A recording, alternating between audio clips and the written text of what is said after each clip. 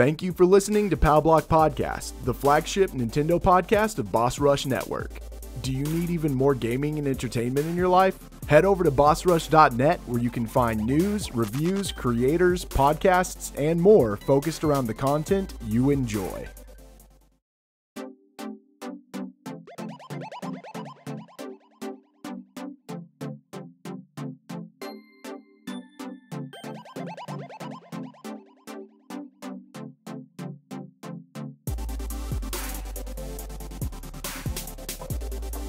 Hello everybody, welcome to Expression Pass here on Boss Rush Network. I'm your host, the enlightened, excited one. Joining me is the Zelda fan favorite. You guys know him.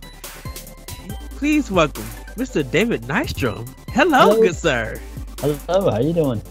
Hi. We have a great discussion to have. So I posed this question to David, and I was excited that he was just like, "Oh, I gotta come on and talk about this one." So I am excited, and I asked David, should the Legend of Zelda series go back to numbers? If you guys realize that the Legend of Zelda and the Legend of Zelda 2, really pretty much 2, are really the only games that have a sequel number to them. Everything else that came after it has been like subtitles, like The Legend of Zelda: Link to the Past, Legend of Zelda: Skyward Sword.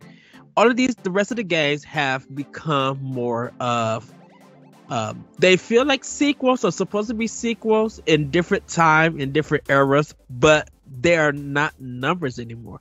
So in reality, if you are a person who goes by numbers, The Legend of Zelda: Link to the Past isn't Zelda 3 because it doesn't have that 3 in it. And so I asked David, should they go back? David, break it down to us. What do you think of numbers in video games as a sequel? So, my issue when I have numbers, the first game series that comes to mind is Final Fantasy. Yes. And so, a lot of people's probably first step into Final Fantasy, at least here in the West, was probably Final Fantasy 7. Or, there's a lot of people who love 6, who love 5, but you also have the different numberings from, the what order that they came out in Japan to the orders that they came out here. It changes, like, I think it's 1 through 4 are all different numbers in Japan. Yes. I'm not as up on that as I should be, but when I think about that series, when I was younger, I didn't know that, oh, you mean I don't have to play 1 through 6 to understand 7? I can just jump in and play and I'm good to go. Oh, what about, well, now there's 8. What do I do what if I haven't played 7?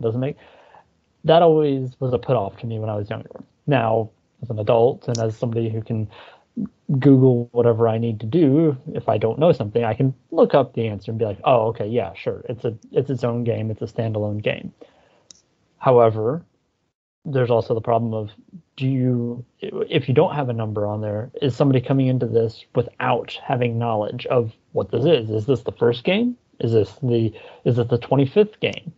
I've just been playing Tales of Arise, and I was familiar. I had heard of the Tales of series before, but I didn't know until I booted up Tales of Arise that, oh wow, this franchise has been out for 25 years. Mm-hmm. This is a pretty established franchise. So I didn't know how far back that series went. Thinking in terms of Zelda, we can kind of eliminate that last factor. Everybody knows The Legend of Zelda. Everybody knows Link. Everybody knows Zelda. Everybody knows Ganon. These are icons in gaming. There's nobody coming to The Legend of Zelda Breath of the Wild 2 or whatever the heck it's going to be called thinking this is only the second game in the series. They will know that there's more. They recognize that there's more. And I have a feeling that we'll talk a lot about this as this conversation goes on. With the sequel to Breath of the Wild, going back to numbers is I think, the right choice if they are making this the new canon going forward. And my thinking with that is Breath of the Wild was the reinvention of so much of Zelda. In the same way that the original Zelda was a reinvention of gaming in general. Up until then, it was, for the most part, with very rare exceptions, it was walk along the screen from left to right and jump, put another quarter in if you run out of lives, keep going, things like that. It wasn't you could move to this dungeon, save your progress, pick it up a week later and still be there. That kind of evolution it's not to that degree, I don't think, Breath of the Wild, but the idea of why it was that way is that level of evolution. And to make a sequel to that game, which you have explicitly called a sequel, is inherent in you want to reestablish this franchise, you want to reestablish this world. I think you need to use numbers to denotate that, to mark that, to say this is the beginning of something new, this is where it began, and this is where we're going from here. So roundabout way, yes, I think Zelda should go back to including a number, at least as long as they're going to continue this formula. When they want to reinvent again, when they want to go back to whatever, or they want to change it up, then they reset. And I think kind of an example of this is the Metroid series, where you have your mainline 2D Metroids, and you have your Metroid Prime series. Metroid Prime are numbered and subtitled. They have numbers and subtitles. Who's to say you can't do that? Who's to say you can't call the next Zelda game, even though it would be an insanely long title, The Legend of Zelda Breath of the Wild 2, da-da-da-da-da-da, blah, blah, blah, whatever the subtitle is. Now you have a subtitle, but it becomes a second, essentially, franchise within the Zelda franchise. That's so my roundabout way of answering that question is yes, I think they should, as long as they're going to continue to innovate on this path that they're on with Breath of the Wild. Right, because I think this is I want to say third reinvention of Breath of the Wild with the way that the game was designed, because of course you have, the original one, but everybody remember Ocarina of Time because you took the 2D sprite into 3D. Right. And then with that, not saying so much with Wind Waker, because Wind Waker was more art style than it was gameplay or anything, because it still, it still had this formula that the Ocarina games and Majora's Mask has did. But you look at Link Between Worlds that changed the formula also, in a sense, because it was just like you are renting weapons before you actually can acquire them and go to any dungeon that you want. So they kind of did pre-open world, even though this is supposed to be a follow-up to a Link to the Past with Link Between Worlds. Right.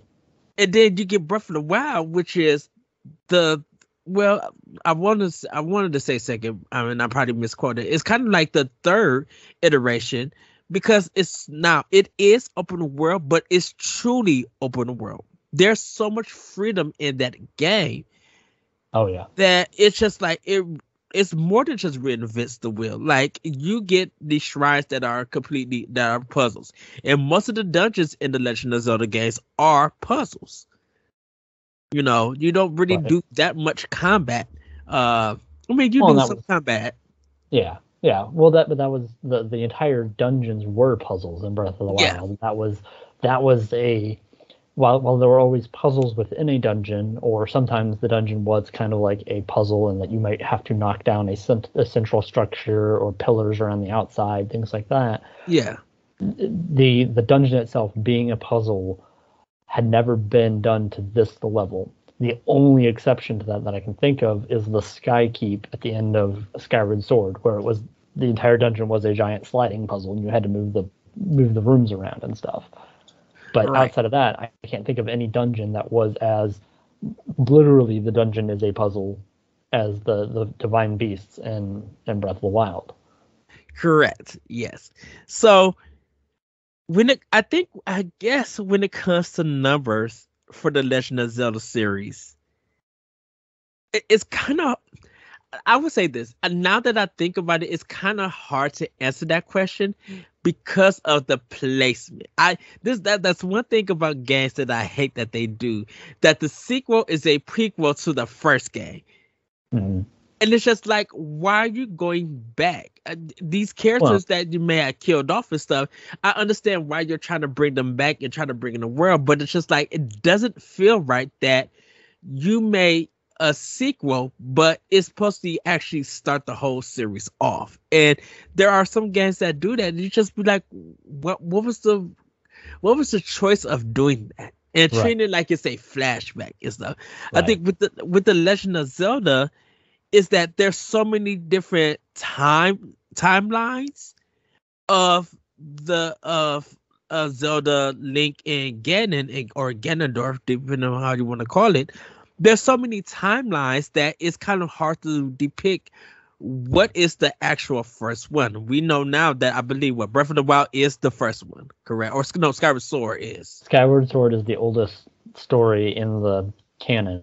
Breath of the Okay. Wild is theoretically last, and it's not clear if it falls on any one of the three branches. There's a pretty popular theory that's called the Dragon Timeline, where basically all three timelines lead to the same inevitable point, and that is Breath of the Wild. That's one of the leading theories. Um, there's theories for placing it on each of the three timelines. Mm-hmm. I think, and this is, I wish they would just say, yeah, it's on this timeline. Here you go, it's done. Move on, wipe their hands, be done with it. But I know they won't, or at least not until they put out, another book 20 years down the road, like they did when they released Hyrule Historia. I think that what they have done is they have said, look, we made all these great games, fantastic. We're moving on to a whole new chapter. And I think going forward, we're going to see the traditional Zeldas, if you will, everything pre Breath of the Wild, be referred to as kind of in the sense of what Star Wars did when they retconned so much of the universe when Mm-hmm. Disney bought them. You have this is what used to be. This is not what they call it now. The Legends, or the Legacy stuff of Star Wars. I don't remember what they called it. All the original expanded universe stuff. They took that and said, sure, that can exist. It's over here. This is what we're doing now. This is now what we're calling canon, and that was what they built the sequel trilogy off of, was all the new canon and all the new stuff, and that's what irritated a lot of classic fans. I think that's what they're doing with Zelda, is they're taking, here's our original set of games. This is what we started with. This is what it all was. It's fantastic. We love it. It's, we'll keep re-releasing it because you'll keep buying it. We'll keep putting it on a virtual console because you'll keep paying for it. but going forward, Breath of the Wild is canon, and Yes. we're just going to go from there. And I think that is smart business, as far as storytelling business, to say, look, we're evolving. We have made a whole new game. We've made a whole new world. This is going to be what we explore in.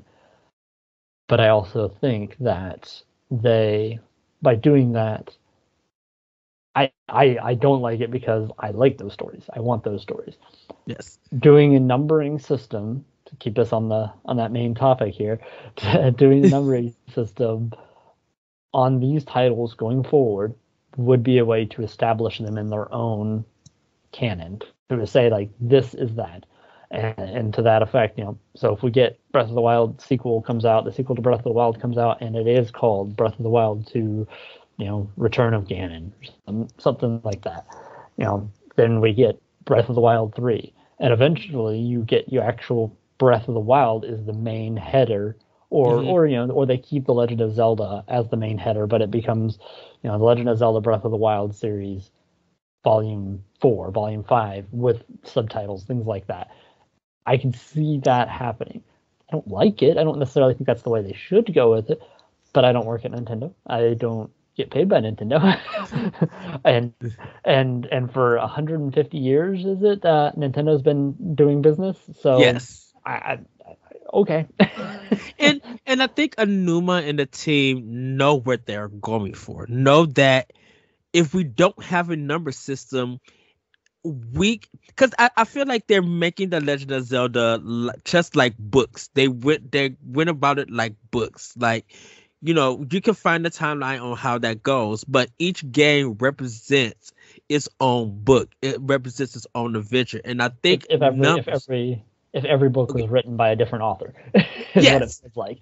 Yes, but different, written by the author's children, or their grandson and so forth. Because that's all still there, but something's different. Every time, it's this, they tweak something, or like the art style, or like just one gameplay mechanic, and so it feels like, you're right, like books, but being written by different people who are close, friendly, related. I mean, now we all know it is the same people over and over again, just trying to expand their horizons, create new games, be broader inventors of gaming and things like that. But I think, I like that analogy. They're writing books, yes. Because if you look at Koei Tecmo doing Hyrule Warriors, that is kind of like fan fiction in a sense, The OG Hyrule Warriors, especially. Yes, but Capcom, it's like Capcom feels like miniature books, and not so much like Choose Your Adventure or anything, but they feel like short stories, but done correctly. And that's the thing. The Capcom games were an experiment. They were Nintendo approached them, said, hey, or I don't remember if Nintendo approached them or they approached Nintendo. One of them basically said, we want to remake the original Legend of Zelda.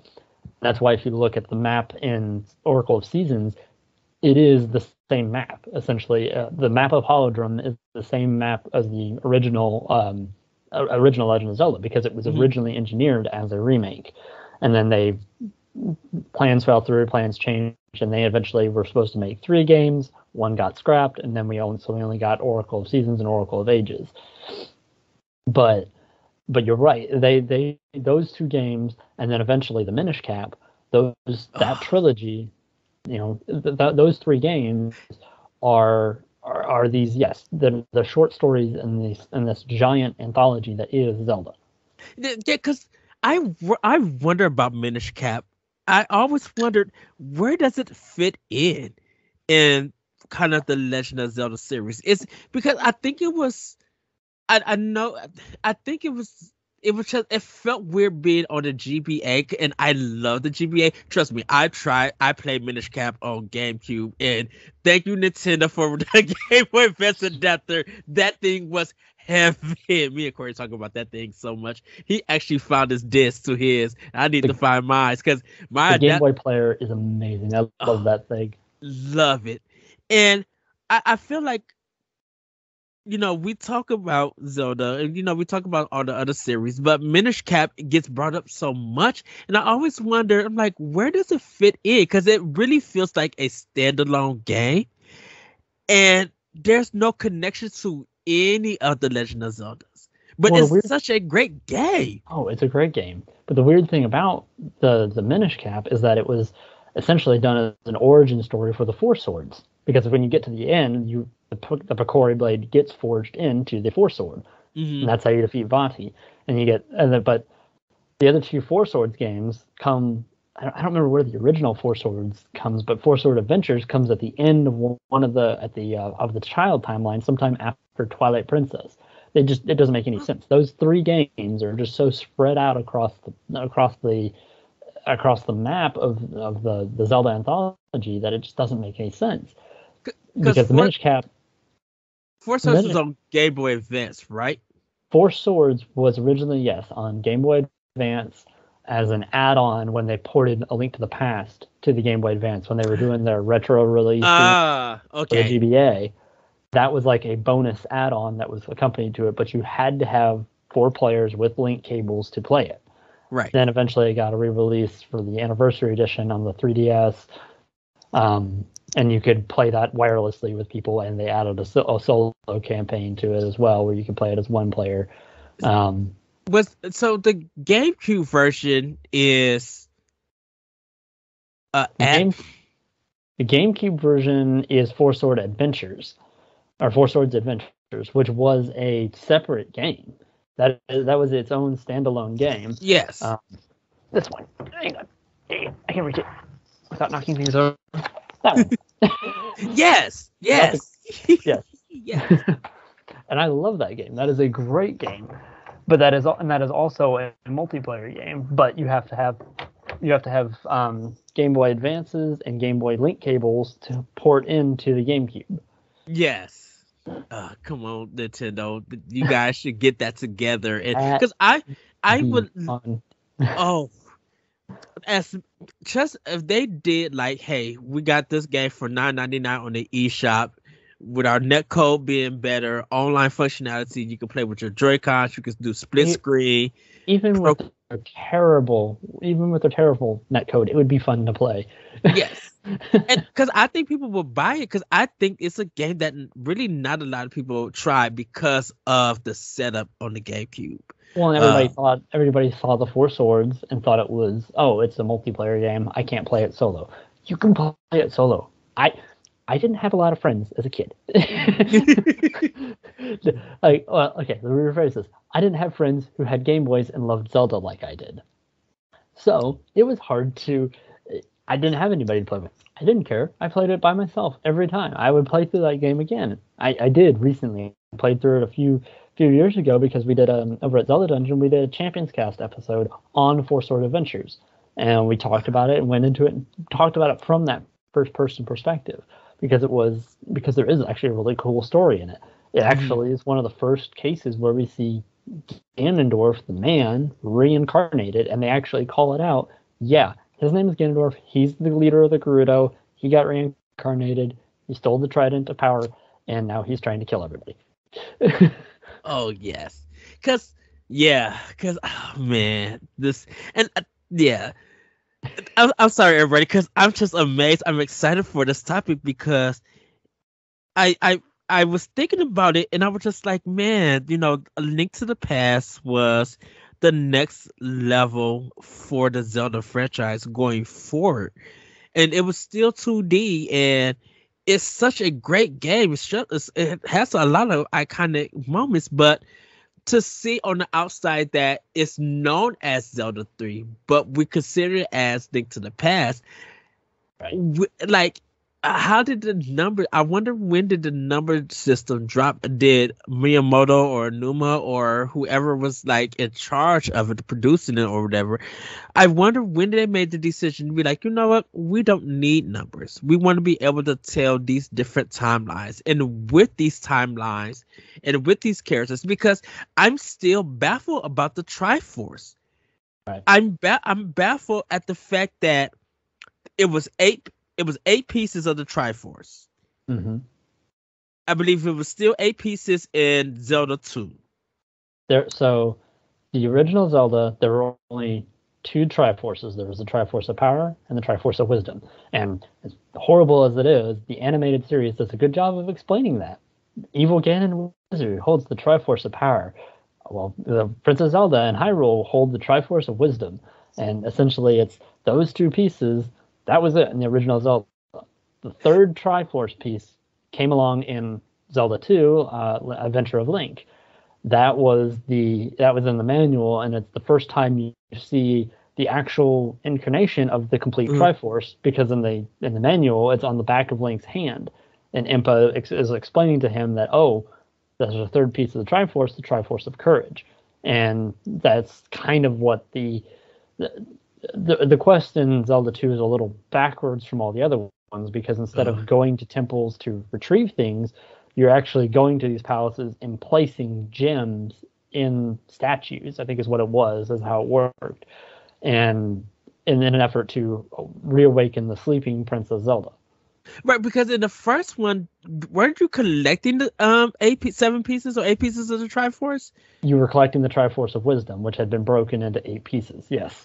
See, and that's where I got lost about the Triforce, on why it was weird to be like, wait a minute, you collect the Triforce pieces, and then when I see Ocarina of Time, and the 3 goddesses or the 3 fairies went through a Triforce and broke it into 3. I'm like, wait a minute. I felt like they reconned the whole thing with the Triforce. I was weirded out about that. I'm like, wait a minute, this is not right. Ocarina of Time did do a lot of retconning, and a lot of people have, and I've noted it as well. Ocarina of Time took a lot of A Link to the Past story and reused it. The entire idea of, okay, you did 3 levels, you get pendants, and in A Link to the Past, you got the 3 pendants, pendant of power, courage, and wisdom.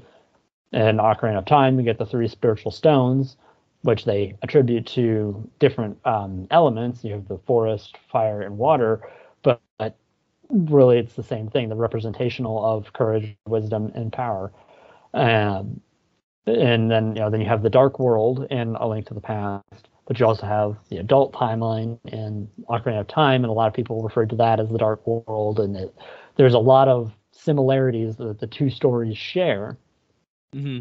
The idea for that, when they made Ocarina of Time, from what I understand, is that they intended it to be similar because they wanted it to tell essentially the prologue to A Link to the Past, which talks about the Sealing War. Since then, that's become its own. The Sealing War is now what is known as the Downfall timeline. That happens if Link is to fall in battle. That's how you get the Downfall timeline, and that's what led to the Sealing War and the stages of that. In that time, in that story, sealing Ganon away.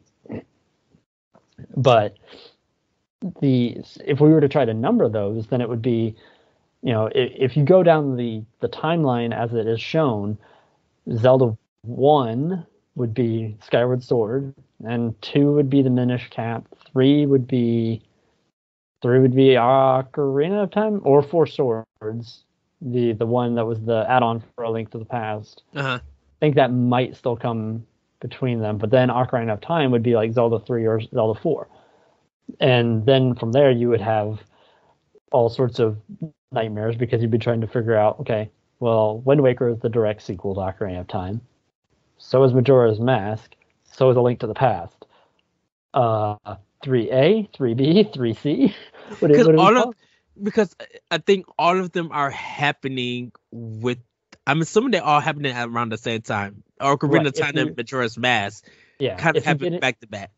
Yeah, you start getting into the multiverse discussion of, well, now I have a link here, now I have a link here. And that is where I think one of the possibilities for, and I've actually talked about this. There's a guy, Usmania, he and I had a discussion one time on a show about the possibility that Hyrule Warriors, the original one, not Age of Calamity, but the original Hyrule Warriors, being canon. The idea for that is that it crosses all 3 timelines. There are characters from all 3 timelines in that game, so theoretically you slap that at the end of one of the whichever timeline. I think it actually would canonically fall at the end of the child timeline, so sometime after Twilight Princess, Majora's Mask, all those. And you allow these other characters to come in through Hyrule Warriors. That then creates a world that is possible for everything that happens in Breath of the Wild to be explained away. all the contradictions. Hey, we have Zora and we have Rito. Well, Wind Waker told us that the Rito were evolved from the Zora because they couldn't swim in the waters because the water produced no life.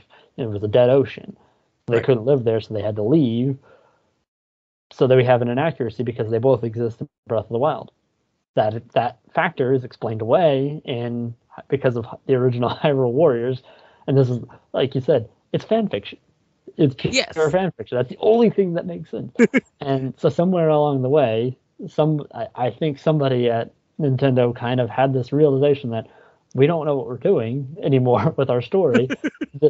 This story, this piece of this title, this property that we gave to Koei Tecmo Team Ninja has created this loophole for us. Let's use it. Yes, and I think when the first Hyrule Warrior came out, with this original ideas and having all of these characters, it was more of how do we get our Dynasty Warrior formula to fit the Legend of Zelda series.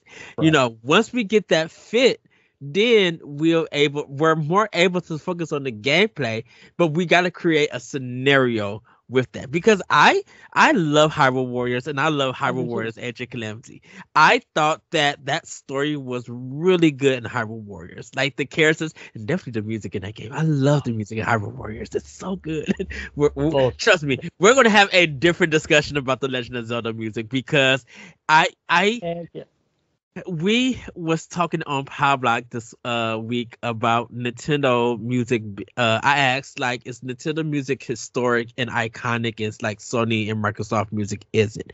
And when you look for covers or you look for mashups and mixes and stuff, you'll definitely find Legend of Zelda. Mashup and a lot of covers, and people even doing jazz numbers and orchestrated stuff. Like, and it's so good to see that. And definitely when we the concerts, live concerts, like, it was always packed. I'm lucky I was able to get a ticket to go see both of them. There's something about the Legend of Zelda music that, how is this happening? Like, how is this just something that when you listen to it, you're transported into that world. Whether you're relaxing, whether you're writing, whether you just feel like you kind of need like an energy, or because there's some jaunty music in The Legend of Zelda that we don't talk about, that it's just really good. But it's just something about that music, and depending on which game you play, it takes you in. Yeah, no, and I can't explain what it is. I mean, I could speculate as to why some things are iconic, and that there are people who have done a marvelous job of explaining scientifically, like through music theory, explaining why this song is so good, and things like that. But I mean, I think there's only one word that can describe it, and that's magic. The original Zelda theme was written the night before it shipped, because they wanted to use the song that they wanted to use.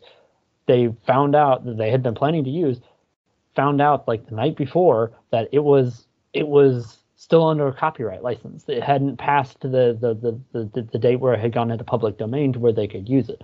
It was a piece of classical music. I don't remember which one it was, but it was. They found out last minute, basically, like, oh, we can't use this anymore. What are we supposed to do? And that night, Koji Kondo sat down and wrote the theme that we know. Dun, dun, dun, dun, dun, dun. Yeah. Wrote that the night before it was due, basically. And it's become beyond iconic. He is just a magical music artist, like musician, like. Maybe that may be a discussion to have just about him and his history with music and all the arrangements he's done and songs that when you hear it, you be like, okay, I know that series. I know where this part is at. And I guess that, like, going back to the conversations, just like even his music feels like, if it's fitting for that book, whatever that game is, it just sounds fitting. And I think when I go to Breath of the Wild and I just hear the intro music, I'm like, man, even this is relaxing. Even this takes me in and teleports me. Even when I'm running through the fields and it's like no sound, and then I get close to one of the monsters and stuff, and they do just like their little. Dun, dun, dun, dun, yeah, it's like you said, it's magic. Yep. And everything. Well, like, I think one of the songs that comes to mind is, and this is my son was just my son booted this up just the other day. Skyward Sword on the Wii. For those of you who don't remember, the Wii had a thing called loading screens. Yes. But when you would click on the icon on the menu, and it would bring up the like the splash screen before you'd hit start, it has this very iconic soft version of the Ballad of the Goddess that plays, but it starts out with this dong, and then it kind of dun, and it's just that light strum, dun, dun, dun, dun, dun, dun, but it's really quiet and understated, and it's just so beautiful. And it's, I mean, like when he started it up, I'm just like, huh. I just, my shoulders relaxed, I let out a breath, and it was, this is fantastic. I love this. This is beautiful, and it's, and then, yeah, the discussion on Zelda music could go on for hours and hours and hours and hours. Trust me, I'm gonna have you on for that one. I'm gonna have to get the. I'm like, look, Zelda Dungeon, y'all gotta come on, expansion pass. We gotta talk about this music because Kanji Kondo, he's almost, to me, I don't give him enough props, but I'm like, you are on the level of Miyamoto. You are on the level of Iwata and other creators at Nintendo because, like, the series wouldn't exist without him. Like, and that's not to say you could replace him with somebody else, and that's not to say that the others aren't part of it. They collectively, without any one of those pieces, you want the Triforce, it's Kondo, Miyamoto, and Iwata. Yeah. Or Eiji Aonuma now, I suppose. But you have your Triforce. Yeah, and the one director for the Yoshi games, and I cannot think of his name, because he worked with Miyamoto on Super Mario also. And I would kind of want to give him his props too. It's just, man, yeah. So we're gonna bring this one to a close. I kind of, so to answer the question that I proposed to you personally, I don't want them to go back to numbers. Now having this conversation, now thinking about it, definitely changing my mind. I think seeing it as these games are books and seeing as their own adventure, it's just, I think the number system wouldn't work for it anymore. Like I love. Oh, go ahead. No, I was gonna say I agree, but I also wouldn't dislike it if they, like I said at the beginning, if they're going to continue this thread, if they're going to say that Breath of the Wild is our new canon, if this is like, if it's a full stop, this is where we're starting, this is now game one, essentially.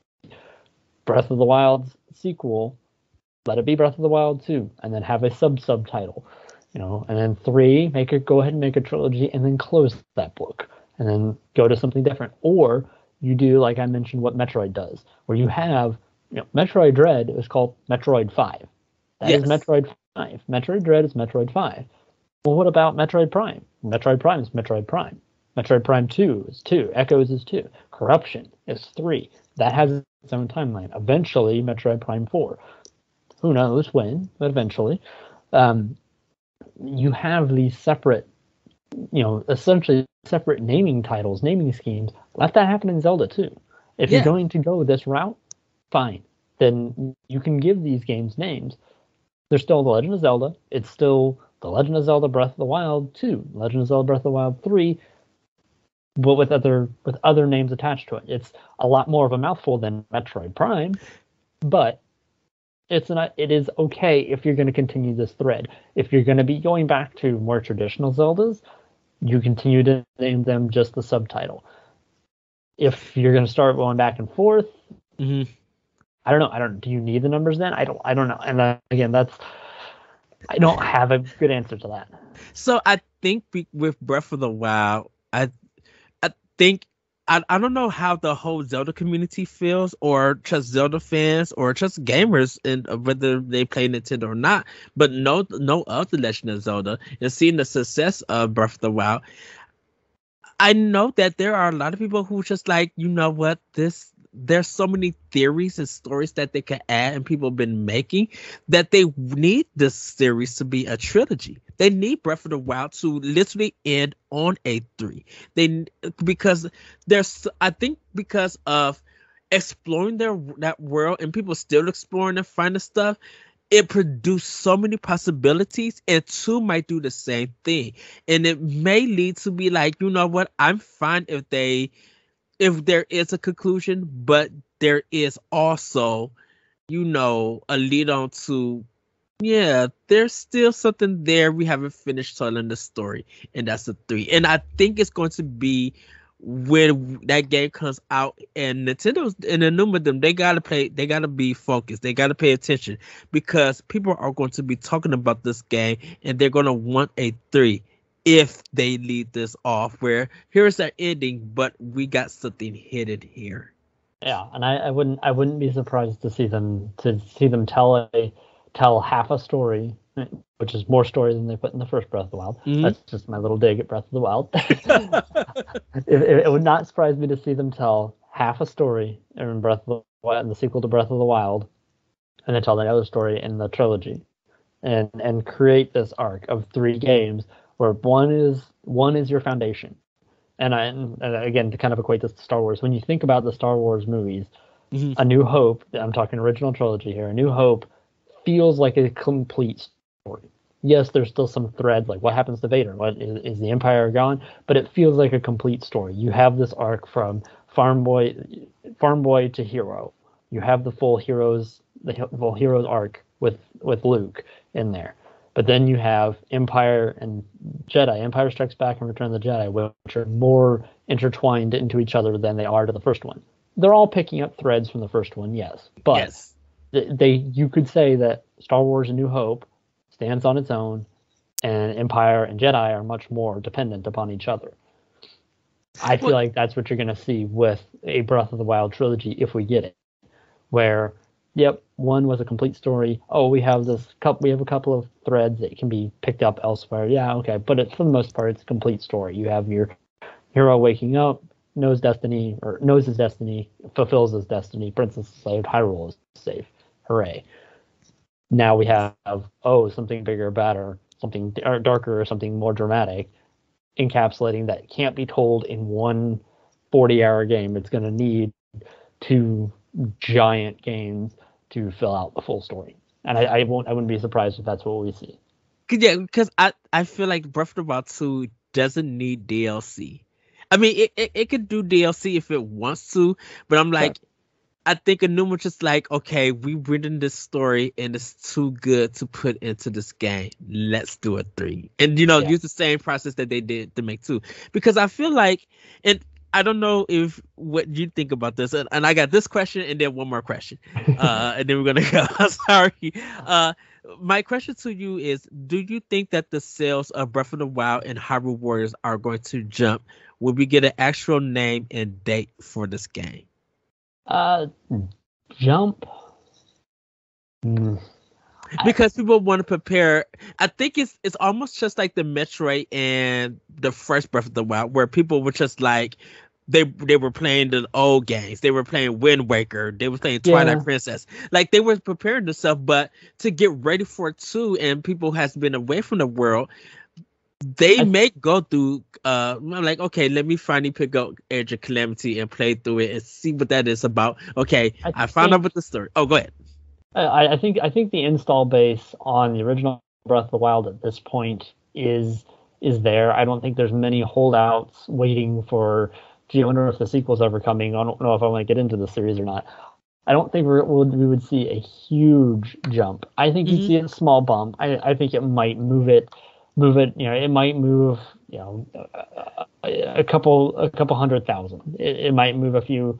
It might move a few points on the scale, but not anything significant. I at least for Breath of the Wild. For Age of Calamity, maybe, because they have numbers to give still. They have there's room for those to continue to go up. I think Breath of the Wild, because it's, like I said, because the install base is already there, I don't think you can see much of a jump on there.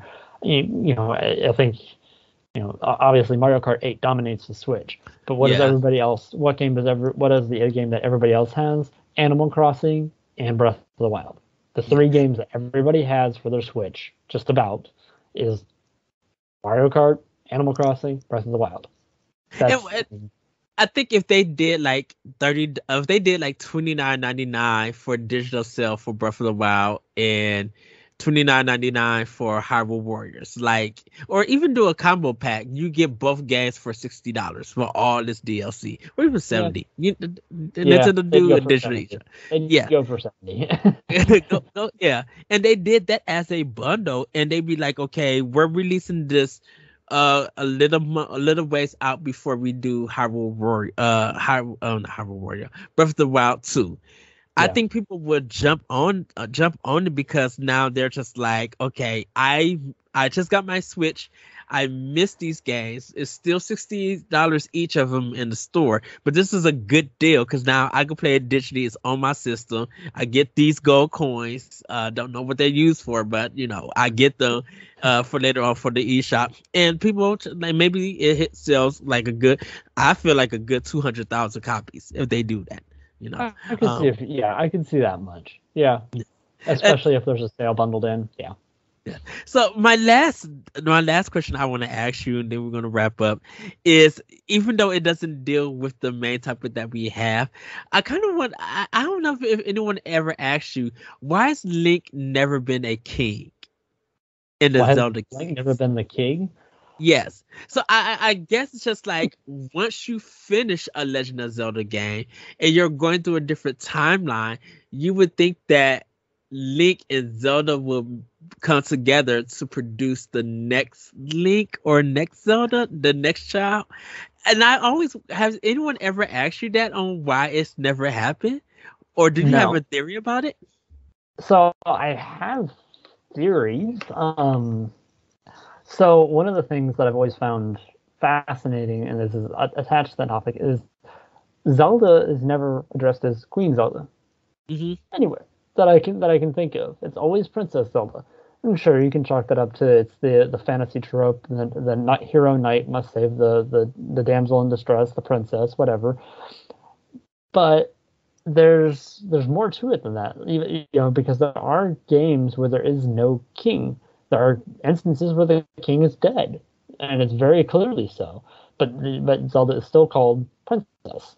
She's still the princess. She's still Princess Zelda, Princess of Destiny, Princess of Light, whatever moniker they give her. But she's still always the princess.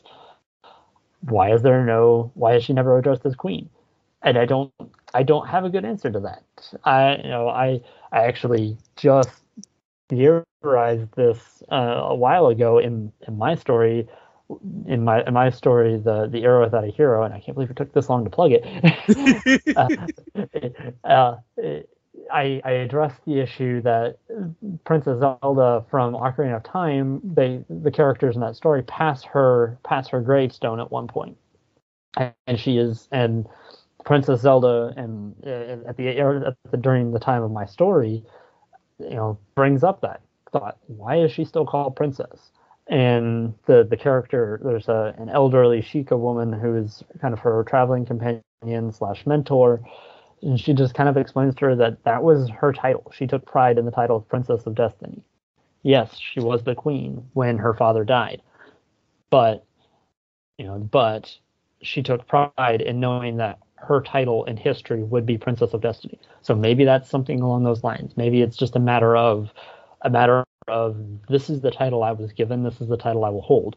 Link being courageous, brave, true, and probably humble, typically a trait that goes along with lots of heroes, doesn't need that recognition, doesn't want that recognition, doesn't want that thrust upon him. So therefore, maybe he just doesn't feel the need to.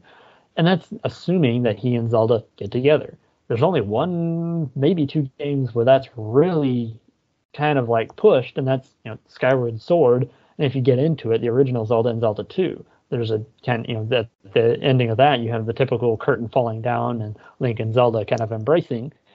But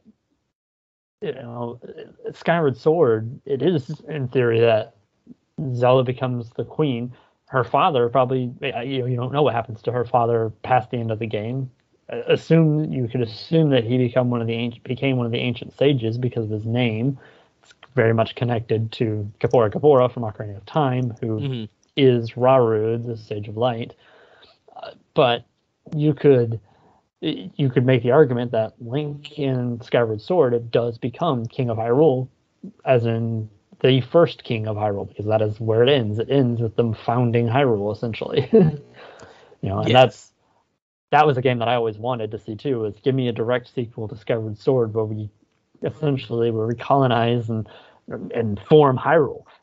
Let's see that. Let's see them create Hyrule, come together and That would be just awesome. Get to bring Groose back. Who doesn't love Groose? I really wonder how Hyrule's going to look in the future of the series. Mm-hmm. Well, You know, looking at the future, Breath of the Wild, the sequel to Breath of the Wild, there's no king. Zelda is the highest ranking royal member. Ergo, she should be queen at this point. Are we going to call her? You know, granted, they didn't call her.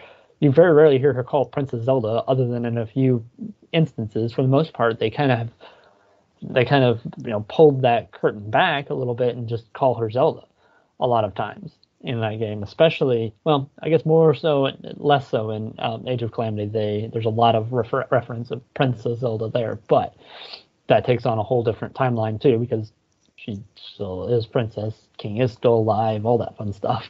Yes, that is true. But the idea that, you know, in the sequel to Breath of the Wild, there's no king. Zelda should be queen. Will we see her ascend to that throne? Will there even be a kingdom of Hyrule at that point? Because it's in so much disarray. Everybody's kind of off doing their own thing. Back to the question of why don't we see Link with that title? Because I think there's very few instances where that's applicable, and the ones where it is applicable, we see the curtain fall on the story before that would really have to be a thing. So yeah, and I kind of want, and I kind of feel like the Triforce may play something in this, you know. But yeah, I agree. Well, thank you, David. Do you want to go ahead and plug where people can find you? Sure. You can find me. I'm most active over on Twitter. If you want to follow just me, I'm at DaveWayne09. If you want to follow just my Zelda story, it's at Zelda Tewa, which is ZeldaTewah. And that is just for my story, The Era Without a Hero, which, for the quick 5-second synopsis, is the story of what happens after Ocarina of Time, before the Great Flood that is talked about in the prologue to The Wind Waker. And actually just on this coming Friday, a week from, so on the 13th, whatever next Friday is, to date this, not time date this video or audio, whichever one, the 11th, February 11th, the 50th part of The Era Without a Hero will be going out on ZeldaDungeon.net as part of their Fanfiction Friday, and we are just about to the halfway point of the entire story.